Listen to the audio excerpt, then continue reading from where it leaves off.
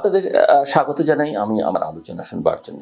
বাংলাদেশে জুলাই সনদ এবং আগামী ফেব্রুয়ারির জাতীয় নির্বাচনের সময়সীমা ঘোষণার মধ্য দিয়ে যে নতুন রাজনৈতিক অধ্যায় শুরু হয়েছে তা অনেকটাই এক টানাপোড়েনের যাত্রা।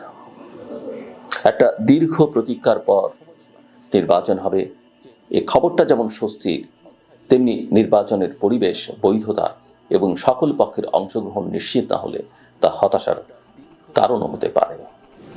বাংলাদেশ জাতীয়তাবাদী দল এই ঘোষণাকে স্বাগত জানিয়েছে এবং বলা যায় আনুষ্ঠানিকভাবে নির্বাচনী পথে ফিরে এসেছে।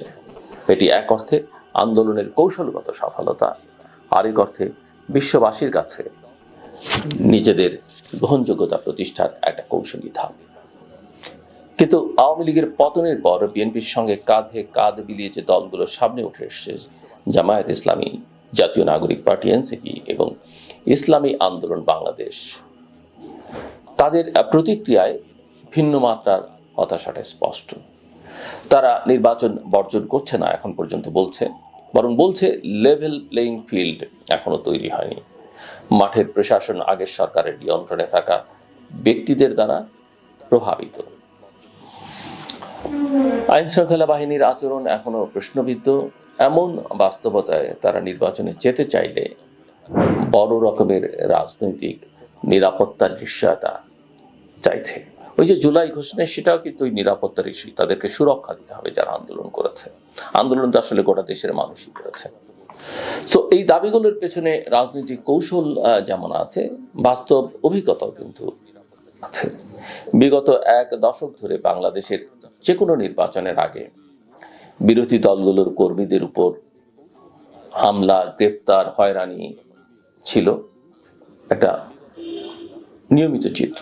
তাই 2025 সালের নির্বাচনের আগে তারা নিশ্চিন্ত হতে চাইছে যে এবার পরিস্থিতি অতীতের মতো হবে না। তবে নির্বাচনের সময়সীমা ঘোষণা করবার ধরন নিয়েও প্রশ্ন তুলেছে তারা। কেন 5 আগস্ট গণ অভ্যুত্থানের বার্ষিকীর দিনই নির্বাচনের তারিখ জানাতে হলো? কেন আগেই আলোচনার সময় দেয়া হলো না? জামায়াত ইসলামী মনে করে 5 আগস্ট শুধু জুলাই ঘোষণায় সীমাবদ্ধ থাকলে প্রতীকী দিক থেকে তা আরো গুরুত্বপূর্ণ হয়ে উঠত। নির্বাচন ঘোষণাটি যদি 8 আগস্ট অন্তর্বর্তী সরকারের বর্ষপূর্তির দিনে দেয়া হতো তবে তা আরো শোভন হতো। এই সূক্ষ্ম রাজনৈতিক প্রতিকায়ন নিয়ে আলোচনা হয়তো জনমানুষের মধ্যে আলোড়ন তুলবে না, কিন্তু রাজনৈতিক দলগুলোর জন্য তা যথেষ্ট তাৎপর্যপূর্ণ। এর পাশাপাশি রয়েছে জুলাই সনদ নিয়ে বিরোধ।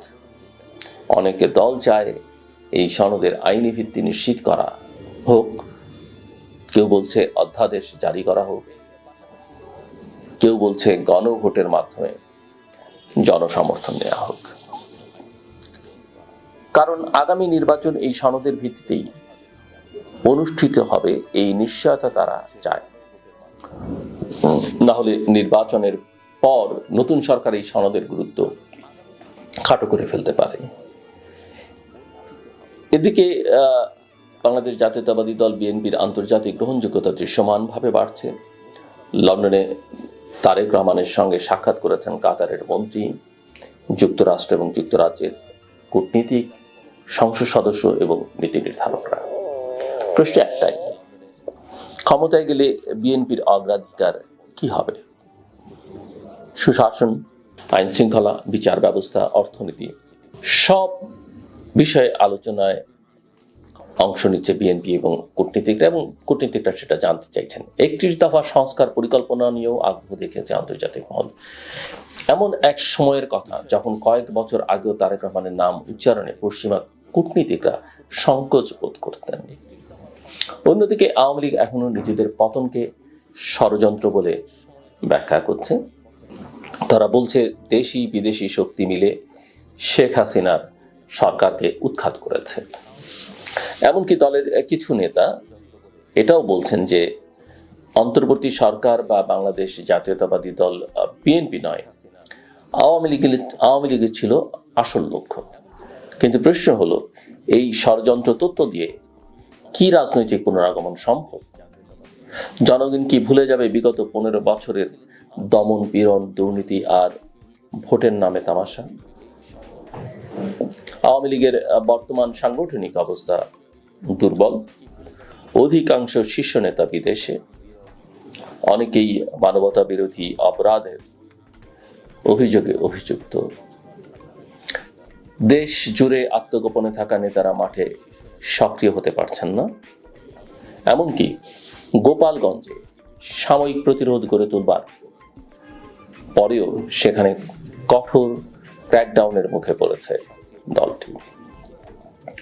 দেশের অন্য কোথাও তারা এমন কোনো সাংগঠনিক প্রতিরোধ করতে পারছে না। তবু দলটি আশাবাদী, কারণ তারা মনে করে অন্তর্বর্তী সরকারের কিছু ব্যর্থতা, বিশেষ করে আইন শৃঙ্খলা পরিস্থিতি, অভ্যন্তরীণ মত বিভাজন এবং সংস্কার বিলম্ব, এসব বিষয়ে জনগণকে আবার আওয়ামী লীগের দিকে টানতে পারে। কিন্তু সেটা কি হবে বাস্তবতার প্রেক্ষিতে, নাকি শুধু কল্পনার আশ্রয়? একই সঙ্গে লক্ষণীয় বিষয় হচ্ছে আন্দোলনের কৃতিত্ব নিয়েও এখন দ্বন্দ্ব। কে শহীদ, কে নেতৃত্ব দিয়েছে, কে মাঠে ছিল, এ নিয়ে ছাত্র সংগঠন, নতুন রাজনৈতিক দল এবং ইসলামপন্থী দলের মধ্যে টানাপোড়েন স্পষ্ট। এর ফলে যে ঐক্য দেখা গিয়েছিল গত বছর, তা এখন অনেকটাই জর্জরিত। এই বিভক্তি, এই সন্দেহ, এই আস্থাহীনতার মধ্যে নির্বাচন এগিয়ে আসছে। সরকার বলছে নির্বাচন হবে অবাধ এবং সুষ্ঠু। বিএনপি বলছে তারা নির্বাচন চায়। জামায়াত, এনসিপি, ইসলামী আন্দোলন বলছে তারা অংশ নেবে, কিন্তু শর্তসহ। আওয়ামী লীগ বলছে তাদেরকে বাদ দিয়ে নির্বাচন করলে তা একপক্ষী হবে। এরকমটা অবশ্য তারা নিজেরাও অতীতে করেছে, কিন্তু তারা নিজেরা মাঠে ফিরতে না পারলে এই কথারও তেমন ওজন কিন্তু থাকে না। সব মিলিয়ে বাংলাদেশের সামনে একটি সম্ভাবনাময় কিন্তু অনিশ্চয়তায় মোড়া রাজনৈতিক সময় আসছে। নির্বাচন হবে, তবে সেই নির্বাচন কি আদৌ নতুন এক রাজনৈতিক সংস্কৃতির জন্ম দেবে? একটা ভালো নির্বাচন কি হবে, নাকি অতীতের পুরনো খেলাই আবার নতুন মুখে চালিয়ে যাবে? গণতন্ত্রের পথ কখনোই মসৃণ ছিল না, কিন্তু অতীতে ভুল করে যারা শিখেছে তারাই ভবিষ্যৎ গড়েছে। এখন দেখবার বিষয় বাংলাদেশের রাজনৈতিক দলগুলো তাদের পুরনো ধ্বংসস্তূপের উপর ভবিষ্যতের ভিত্তি তৈরি করতে পারে কিনা। আর জনগণ যে দীর্ঘদিন ধরে নিঃশব্দে সবকিছু এসেছে, সবকিছু দেখে এসছে, এবার কি তারা সত্যিকারের নির্বাচন দেখে আশ্বস্ত হবে? এই প্রশ্ন $1 বিলিয়ন প্রশ্ন। কেমন নির্বাচন হবে? মানুষ ভোট দিতে যেতে পারবে তো? ওই যে উৎসব মুখর পরিবেশে নির্বাচনের কথা প্রধান উপদেষ্টা বলেছেন, দেশের সব মানুষ মনে করবে যে তার পছন্দের প্রার্থী নির্বাচনে আছে, তার পছন্দের মার্কাই নির্বাচনে আছে, তার পছন্দের আদর্শ এই নির্বাচনে অংশ নিচ্ছে। নির্বাচন কি সংঘাতময় উঠবে? নির্বাচনে কি যারা জিতবেন বলে ধারণা করছেন তারা কলা গাছ দাঁড় করিয়ে দেবেন, নাকি তারা চিন্তা করবেন যে ভবিষ্যতে সরকার গঠন করবার জন্য, পার্লামেন্টটাকে ভাইব্রেন্ট করবার জন্য যোগ্য প্রার্থীদের সংসদে পাঠানো হবে, তাদেরকে মনোনয়ন দিবেন? নারীর অংশগ্রহণ কি হবে, তরুণদের অংশগ্রহণ কি হবে? এই বিষয়গুলো নিয়ে আমাদের রাজনৈতিক দলগুলো কতখানি সজাগ এবং সক্রিয়, সেটাও ভেবে দেখা দরকার। আর এই নির্বাচনের সঙ্গে বাংলাদেশের ভবিষ্যৎ, অর্থনীতি, আন্তর্জাতিক সম্পর্ক অনেক কিছু জড়িয়ে আছে। সেগুলোর মীমাংসা করবার জন্য এই নির্বাচন এবং নির্বাচনী আয়োজনের প্রভাব কি হবে, সেটাও অত্যন্ত গুরুত্বপূর্ণ। আমার কথা শুনবার জন্য আপনাদের অসংখ্য ধন্যবাদ। আপনাদের সবার জন্য শুভকামনা।